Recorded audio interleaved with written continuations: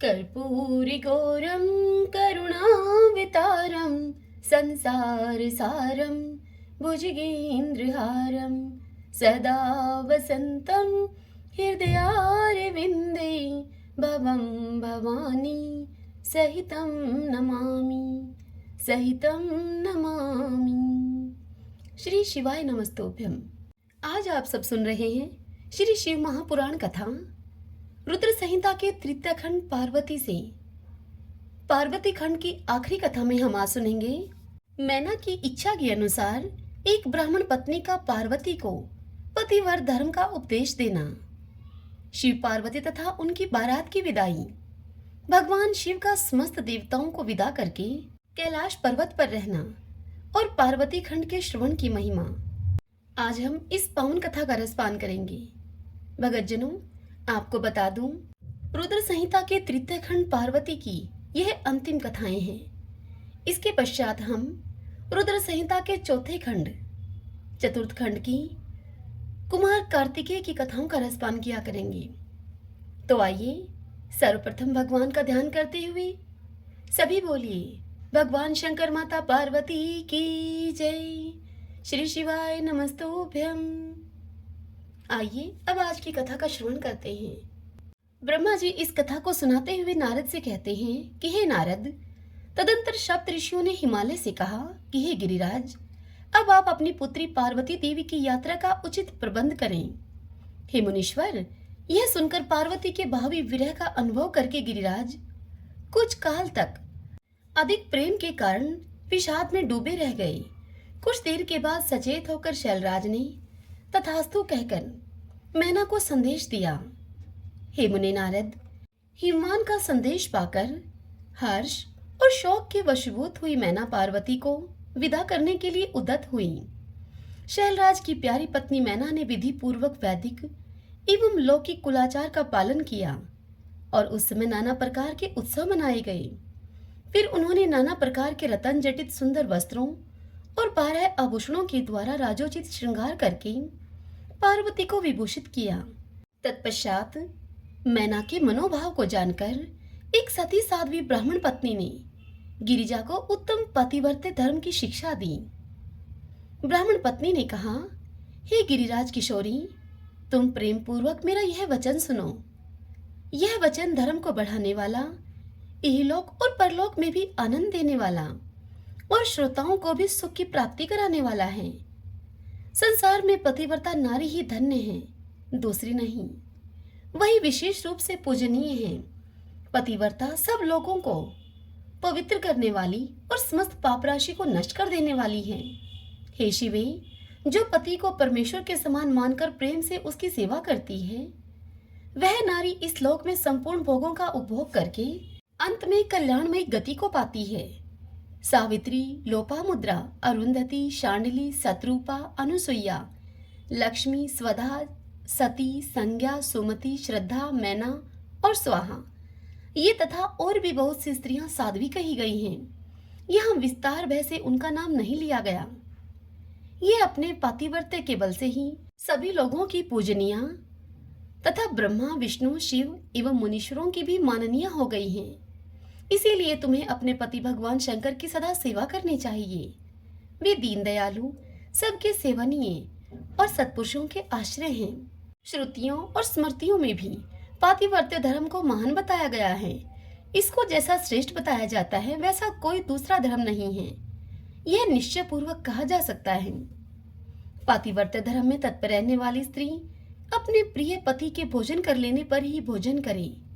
हे शिवे, जब पति खड़ा हो जाए तब साध्वी स्त्री को भी खड़ी ही रहना चाहिए। शुद्ध बुद्धि वाली साध्वी स्त्री प्रतिदिन अपने पति के सो जाने पर सोए और उसके जागने से पहले ही जग जाए। वह छल कपट को छोड़कर सदा उसके लिए हितकर कार्य ही करे। हे शिवे, साध्वी स्त्री को चाहिए कि जब तक वस्त्र आभूषणों से विभूषित न हो ले तब तक वह अपने को पति की दृष्टि के सम्मुख न लेकर आए। यदि पति किसी कार्य से परदेश में गया हो तो उन दिनों उसे कदापि श्रृंगार नहीं करना चाहिए। पतिव्रता स्त्री कभी पति का नाम न ले। पति के कटु वचन कहने पर भी वह बदले में कड़ी बात उनसे न कहे। पति के बुलाने पर वह घर के सारे कार्य को छोड़कर तुरंत उसके पास चली जाए और हाथ जोड़कर प्रेम से मस्तक झुकाकर उससे पूछे कि हे नाथ, किस लिए इस दासी को आपने बुलाया है? मुझे सेवा के लिए आदेश देकर अपनी कृपा से अनुग्रहित कीजिए। फिर उसका पति जो उसे आदेश दे उसका वह प्रसन्न हृदय से पालन करे। वह देर तक घर के दरवाजे पर न खड़ी रहे, दूसरे के घर न जाए, कोई गोपनीय बात जानकर हर एक के सामने उसे प्रकाशित न करे, पति के बिना कहे ही उनके लिए पूजन सामग्री स्वयं जुटा दे और उनके हित साधन के यथोचित अवसर की प्रतीक्षा करती रहे। पति की आज्ञा लिए बिना कहीं तीर्थ यात्रा के लिए भी न जाए। लोगों की भीड़ से भरी हुई सभा या फिर मेले आदि के उत्सवों को देखना वह दूर से ही त्याग दे। जिस नारी को तीर्थ यात्रा का फल पाने की इच्छा हो उसे अपने पति का चरणोदक पीना चाहिए।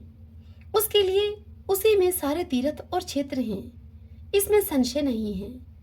पतिव्रता नारी पति के उच्छिष्ट अन्न आदि को परम प्रिय भोजन मानकर ग्रहण करे और पति जो कुछ उसे दे उसे महाप्रसाद मानकर शिरोधार्य करे।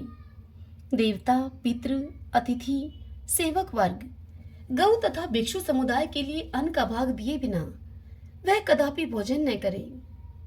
पतिव्रत धर्म में तत्पर रहने वाली गृह देवी को चाहिए कि वह घर की सामग्री को संयत एवं सुरक्षित रखे, गृह कार्य में कुशल हो, सदा ही प्रसन्न रहे और खर्च की ओर से हाथ खींचे रहे। पति की आज्ञा लिए बिना उपवास व्रत आदि को न करे, अन्यथा उसे उसका कोई फल नहीं मिलता और वह परलोक में नरक गामिनी होती है। पति सुखपूर्वक से बैठा हो या इच्छानुसार क्रीड़ा विनोद अथवा मनोरंजन में लगा हो, उस अवस्था में उसे आंतरिक कार्य आ पड़े तो भी पतिव्रता स्त्री अपने पति को कदापि न उठाए। पति नपुंसक हो गया हो, दुर्गति में पड़ा हो, रोगी हो, बूढ़ा हो, सुखी हो अथवा दुखी हो, किसी भी दशा में नारी अपने उस एकमात्र पति का उल्लंघन न करे। रजस्वला होने पर वह 3 रात्रि तक पति को अपना मुंह न दिखाए, अर्थात उससे अलग रहे। जब तक स्नान करके शुद्ध न हो जाए तब तक अपनी कोई भी बात वह पति के कानों में न पड़ने दे। अच्छी तरह स्नान करने के बाद सबसे पहले वह अपने पति के मुख का दर्शन करे, दूसरे किसी का मुख कदापि न देखे, अथवा मन ही मन पति का चिंतन करके सूर्य का दर्शन करे। पति की आयु बढ़ने की अभिलाषा रखने वाली पतिव्रता नारी हल्दी, रोली, सिंदूर, काजल आदि, चोली, पान, मांगलिक आभूषण आदि, केशों का संवारना, चोटी गूंथना तथा हाथ कान के आभूषण, इन सबको अपने शरीर से दूर न करे। धोबिन, छिनाल या कुल्टा, सन्यासिनी या भाग्यहीना स्त्रियों को वह अपनी कभी भी सखी न बनाए। पति से द्वेष रखने वाली स्त्री का वह कभी भी आदर न करे। कहीं अकेली खड़ी न हो, कभी कहीं नंगी होकर न नहाए। सती स्त्री औंखली, मूसल, झाड़ू, सिल, जांत और द्वार के चौखट के नीचे वाले लकड़ी पर कभी न बैठे। मथुन काल के सिवा और किसी समय में वह पति के सामने दृष्टता न करे।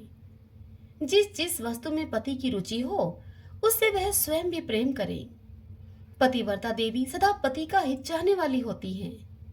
वह पति के हर्ष में हर्ष माने, पति के मुख पर विषाद की छाया देखे तो स्वयं भी विषाद में डूब जाए तथा वह प्रियतम पति के प्रति ऐसा बर्ताव करे जिससे कि वह उन्हें प्यारी लगे। पुण्य आत्मा पतिव्रता स्त्री संपत्ति और विपत्ति में भी पति के लिए एक सी रहे, अपने मन में कभी विकार न आने दे और सदा धैर्य धारण किए रहे। घी, नमक, तेल आदि के समाप्त हो जाने पर भी पतिव्रता स्त्री पति से सहसा यह न कहे कि अमुक वस्तु है नहीं। वह पति को कष्ट या चिंता में न डाले। हे देवेश्वरी, पतिव्रता नारी के लिए एकमात्र पति ही ब्रह्मा, विष्णु और शिव से भी अधिक माना गया है। उसके लिए अपना पति शिवरूप ही है। जो पति की आज्ञा का उल्लंघन करके व्रत और उपवास आदि के नियमों का पालन करती है वह पति की आयु को हर लेती है और मरने पर नरक में जाती है।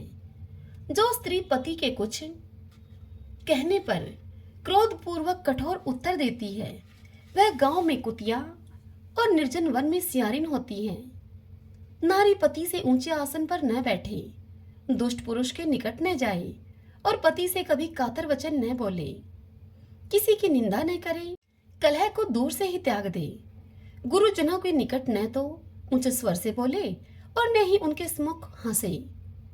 जो बाहर से पति को आते हुए देखकर तुरंत अन्न, जल, भोज्य वस्तु, पान और वस्त्र आदि से उनकी सेवा करती हैं, उनके दोनों चरण दबाती हैं, उनसे मीठे वचन बोलती हैं तथा प्रीतम के खेद को दूर करने वाले अन्य अन्य उपायों से प्रसन्नता पूर्वक उन्हें संतुष्ट करती हैं, उसने मानो तीनों लोगों को तृप्त एवं संतुष्ट कर दिया। पति, भाई और पुत्र परिमित सुख देते हैं, परंतु पति असीम सुख देता है। अतः नारी को सदा ही अपने पति का पूजन और आदर सत्कार करना चाहिए। पति ही देवता है, पति ही गुरु है और पति ही धर्म, तीर्थ एवं व्रत है। इसलिए सबको छोड़कर पति की ही आराधना करनी चाहिए। जो दुर्बुद्धि नारी अपने पति को त्याग कर एकांत में विचरती है या फिर व्यभिचार करती है, वह वृक्ष के खोखले में शयन करने वाली क्रूर उल्लूकी होती है। जो पराये पुरुष को कटाक्षपूर्ण दृष्टि से देखती है, वह इचानतानी देखने वाली होती है। जो पति को छोड़कर अकेले मिठाई खाती है, वह गांव में सूरी होती है अथवा बकरी होकर अपनी ही विष्ठा खाती है। जो पति को तू कहकर बोलती है, वह गूंगी होती है। जो सोच से सदा ही ईर्ष्या रखती है, वह दुर्भाग्यवती होती है। जो पति की आंख बचाकर किसी दूसरे पुरुष पर दृष्टि डालती है, वह स्त्री कानी, टेढ़े मुंह वाली और कुरूपा होती है। जैसे निर्जीव शरीर तत्काल अपवित्र हो जाता है, उसी तरह से पतिहीना नारी भली भांति स्नान करने पर भी सदा अपवित्र ही रहती है। लोक में वह माता धन्य है, वह जन्मदाता पिता धन्य है तथा वह पति भी धन्य है, जिसके घर में पतिव्रता देवी वास करती है। पतिव्रता के पुण्य से पिता, माता और पति के कुलों की 3-3 पीढ़ियों के लोग स्वर्गलोक में सुख पाते हैं। जो दुराचारणी स्त्रियां अपना शील भंग कर देती हैं, वे अपने माता पिता और पति तीनों के कुलों को ही नीचे गिराती हैं तथा इस लोक और परलोक में भी दुख भोगती हैं। पतिव्रता का पैर जहां जहां पृथ्वी का स्पर्श करता है, वहां वहां की भूमि पापहारिणी तथा पुण्य और परम पावन बन जाती है। भगवान सूर्य, चंद्रमा और वायुदेव भी अपने आप को पवित्र करने के लिए ही पतिव्रता का स्पर्श करते हैं और किसी दृष्टि से नहीं। जल भी सदा पतिव्रता का स्पर्श करना चाहता है और उसका स्पर्श करके वह अनुभव करता है कि आज मेरी जड़ता का नाश हो गया और आज मैं दूसरों को पवित्र करने वाला बन गया। भार्या ही गृहस्थ आश्रम की जड़ है, भार्या ही सुख का मूल है, भार्या से ही धर्म के फल की प्राप्ति होती है तथा भार्या ही संतान की वृद्धि में कारण है। क्या घर घर में अपने रूप और लावण्य पर गर्व करने वाली स्त्रियां नहीं हैं?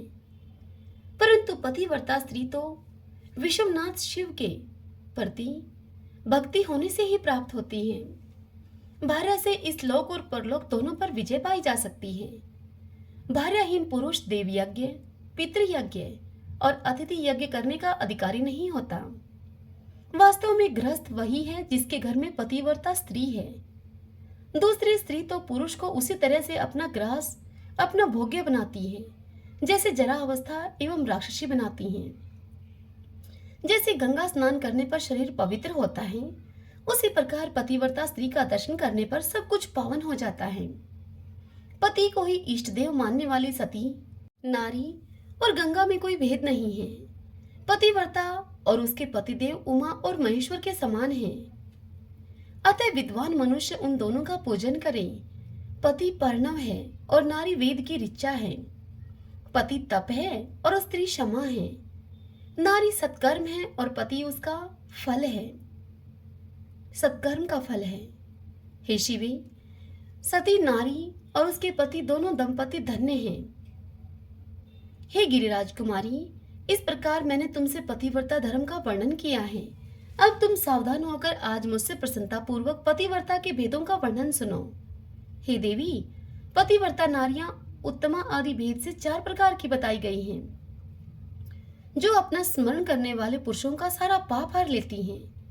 उत्तमा, मध्यमा, निकृष्टा और अति निकृष्टा। ये पतिव्रता के 4 भेद हैं। अब मैं तुमको इनके लक्षण बताती हूँ, तुम ध्यान देकर सुनो। हे भद्रे, जिसका मन सदा स्वप्न में भी अपने पति को ही देखता है, दूसरे किसी पर पुरुष को नहीं, वह स्त्री उत्तमा या उत्तम श्रेणी की पतिव्रता कही गई है।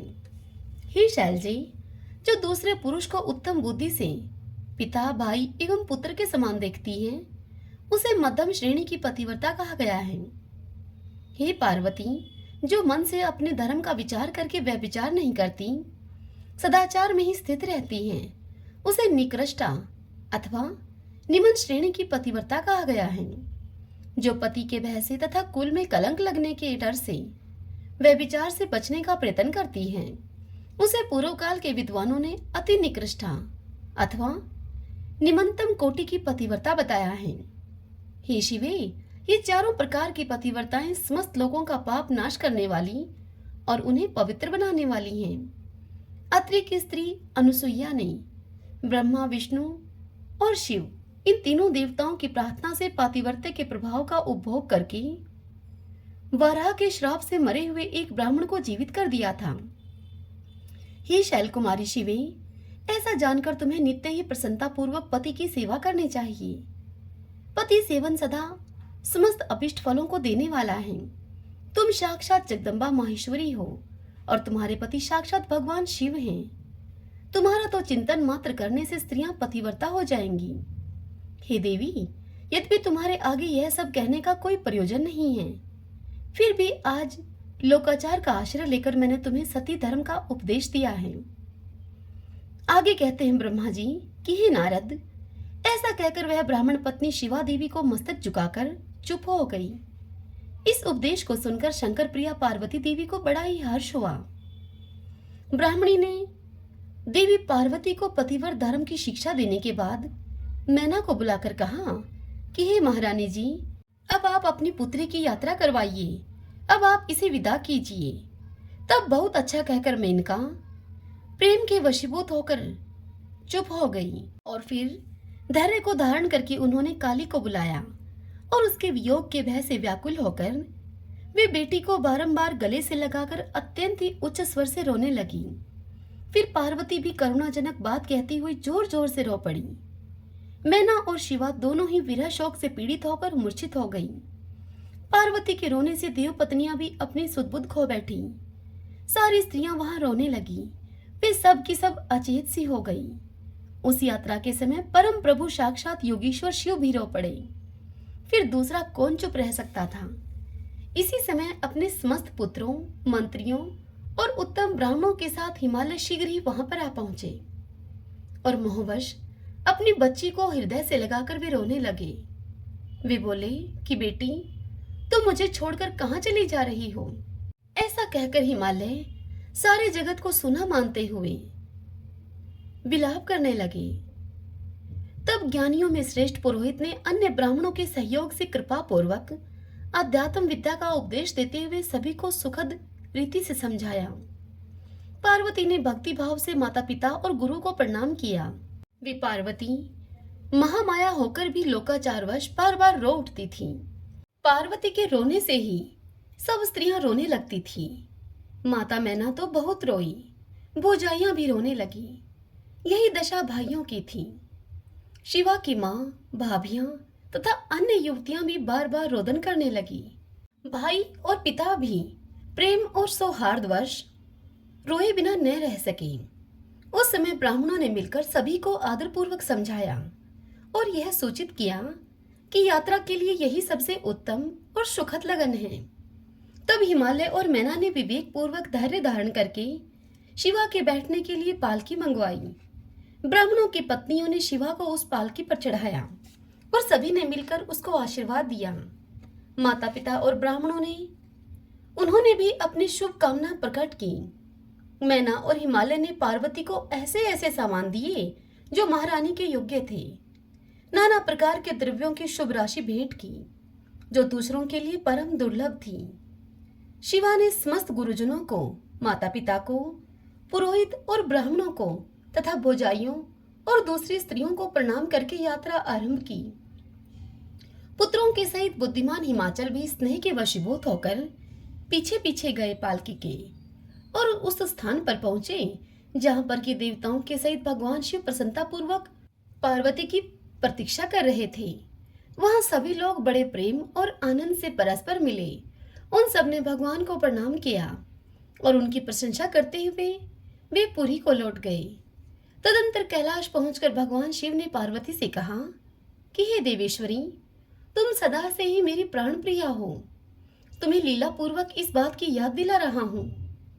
तुम्हें पूर्व जन्म की बातों का स्मरण है, अतः मेरे और अपने नित्य संबंध का यदि तुम्हें स्मरण हो तो बताओ। तब भगवान शंकर की नित्य प्रिया पार्वती अपने प्राणनाथ महेश्वर की इस बात को सुनकर मुस्कुराती हुई उनसे बोली, हे प्राणेश्वर, मुझे सभी बातों का स्मरण है, किंतु इस समय आप चुप रहिए और इस अवसर के अनुरूप जो कार्य हो उसी को शीघ्र आप पूर्ण कीजिए। आगे ब्रह्मा जी कहते हैं कि हे नारद, प्रिया पार्वती के सैकड़ों सुधाधाराओं के समान मधुर वचन को सुनकर लोकाचार परायण भगवान विश्वनाथ बड़े ही प्रसन्न हुए।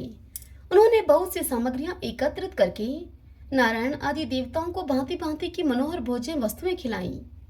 इसी तरह अपने विवाह में पधारे हुए दूसरे लोगों को भी भगवान शंकर ने प्रेम पूर्वक सुमधुर रस से युक्त नाना प्रकार का अन्न भोजन करवाया।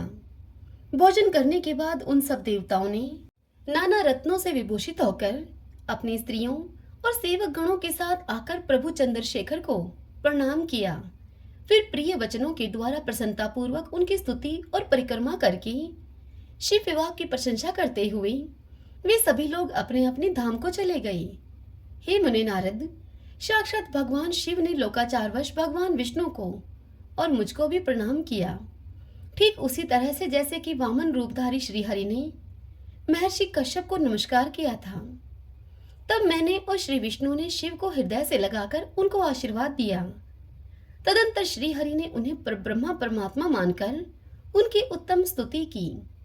इसके बाद मेरे सहित भगवान विष्णु शिव से विदा लेकर शिवा और शिव को प्रसन्नता पूर्वक हाथ जोड़े उनके विवाह की प्रशंसा करते हुए अपने उत्तम धाम को चले गए। भगवान शिव भी पार्वती के साथ से आनंद विहार करते हुए अपने निवास भूत कैलाश पर्वत पर रहने लगे। समस्त शिवगणों को इस विवाह से बड़ा ही सुख मिला। वे अत्यंत भक्तिपूर्वक शिवा और शिव की आराधना करने लगे। हे पुत्र नारद, इस प्रकार मैंने तुमसे परम मंगलमय शिव विवाह का वर्णन किया। यह विवाह शोक नाशक, आनंददायक तथा धन और आयु की वृद्धि करने वाला है। जो भी मनुष्य भगवान शिव और शिवा में मन को लगाकर पवित्र होकर प्रतिदिन इस प्रसंग को सुनता है अथवा नियम पूर्वक दूसरों को सुनाता है, वह शिवलोक को प्राप्त कर लेता है। यह अद्भुत आख्यान कहा गया जो मंगल का आवास स्थान है। यह संपूर्ण विघ्नों को शांत करके समस्त रोगों का नाश करने वाला है। इसके द्वारा स्वर्ग, यश, आयु और पुत्र तथा पौत्रों की प्राप्ति होती है। यह संपूर्ण कामनाओं को पूर्ण करता है, इस लोक में भोग देता है और परलोक में मोक्ष प्रदान करता है। हे नारद, इस शुभ प्रसंग को सुनने से अपमृत्यु का शमन होता है और परम शांति की प्राप्ति होती है। यह समस्त दुह सपनों का नाशक तथा बुद्धि एवं विवेक आदि का साधक है। अपने शुभ की इच्छा रखने वाले लोगों को शिव संबंधी सभी उत्सवों में प्रसन्नता के साथ प्रयत्न पूर्वक इसका पाठ करना चाहिए। यह भगवान शिव को संतोष प्रदान करने वाला है। विशेषतः देवता आदि की प्रतिष्ठा के समय तथा शिव संबंधी सभी कार्यों के प्रसंग में प्रसन्नता पूर्वक इसका पाठ करना चाहिए अथवा पवित्र होकर शिव पार्वती के इस कल्याणकारी चरित्र का श्रवण करना चाहिए। ऐसा करने से समस्त कार्य सिद्ध होते हैं। यह सत्य है, सत्य है, इसमें संशय नहीं है। हरि ओम तत्सत। श्री शिवाय नमस्तुभ्यम। भक्तजनों, पार्वती खंड की यह कथाएं यहीं पर पूर्ण हुई। कल से हम रुद्र संहिता के चतुर्थ खंड कुमार कार्तिकेय की कथाओं का रसपान किया करेंगे। कल की कथा में हम सुनेंगे देवताओं के द्वारा स्कंद का शिव पार्वती के पास लाया जाना, उनका लाड़ प्यार करना, देवताओं के मांगने पर शिव जी का देवताओं को तारक वध के लिए स्वामी कार्तिकेय को देना, कुमार कार्तिकेय की अध्यक्षता में देवसेना का प्रस्थान, महिसागर संगम पर तारकासुर का आना और दोनों सेनाओं में मुठभेड़ होना, वीरभद्र का तारक के साथ घोर संग्राम करना, पुनः श्रीहरि और तारक में भयानक युद्ध होना। कल के पावन दिवस हम इस पावन कथा का रसपान करेंगे। सभी बोलिए श्री शिवाय नमस्तोभ्यम। आशा करती हूँ आज की यह कथा आपको पसंद आई होगी।